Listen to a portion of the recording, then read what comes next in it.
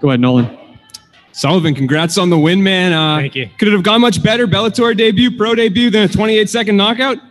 Man, this is literally a dream come true for me. You know, that's one of the things I thought might happen in this fight, but you know, you got to be prepared for war. I mean, I'm in the best shape I've ever been, and I was ready for 15 hard minutes, but it feels so fantastic to get it done like that.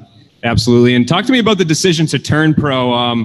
You know, I was going to ask you why now, but I guess we just saw. I mean, we wanted to turn pro like basically right before the whole COVID thing happened, and we just like haven't been able to get a fight. Just you know how it is right now. It's hard to get fights. None of the smaller promotions are really able to operate, and so we kind of been talking to Bellator for a while, and they've been telling us like hopefully we'll be able to get you on soon, and they were finally able to. So I'm really thankful. For sure, man. And talk to me about what you think you bring to this division. You know, is there coming in here without having any pro fights? Bellator must see something in you. So what can fans expect to see in the future? Is it more performances like that? I mean, yeah, I think a big part of the reason I was brought in 0-0 is because of my training situation. I'm training partners with Ryan Bader, Tyrell Fortune, CB Dalloway, just a bunch of savage guys. So, and I go with them. So, you know, I had a good amateur career. I was a D1 wrestler, and then I had about 20 amateur fights between boxing, kickboxing, Muay Thai. So, like I was ready for this. Yeah. And last one for me. Talk to me. You just mentioned Ryan Bader. He holds gold here. So can you talk to me not only about your move to Bellator, but how instrumental he's been in your career? I mean, Ryan Bader comes from my hometown, which is Reno, Nevada. So I've always looked up to him. Before I knew him, I looked up to him. I went to wrestle at ASU, which is where he wrestled, and I immediately kind of just tried to make contact with him, and I've just used him as a mentor, and he's been really good to me as a training partner and mentor. So, great. Thanks, man. Appreciate All right, we'll take a few more here. Simon. Hey, Simon Merrill from MMA Island here. Congratulations on the quick victory, Sullivan. I just want to ask you here, being a wrestler, you had your amateur experience, but how does that feel to you getting it done like that in your professional debut? I mean, like I said, it's a dream come true. I can't even explain to you how I'm feeling right now. But yeah, obviously I'm a wrestler, and the game plan was to mix it up, but you know, I knew he would be concerned about being taken down because I think he's kind of weak off his back, and I kind of froze him there with a feint and just popped him with that right hand and put him down. And another thing I want to ask you here is talk me through the process of going from street wrestling into MMA. Was that process smooth for you?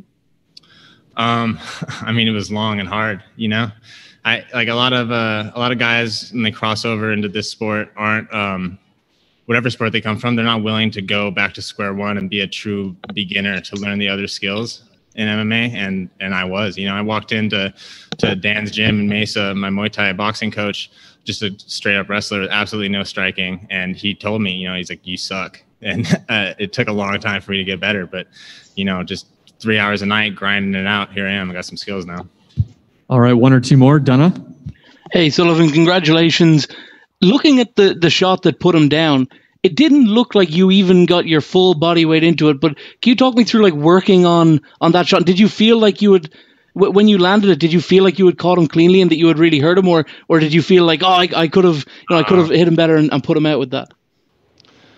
I mean, I knew I hit him clean, but it, you know, especially right at the beginning of the fight, you have so much adrenaline running through your body, like your senses are kind of dulled.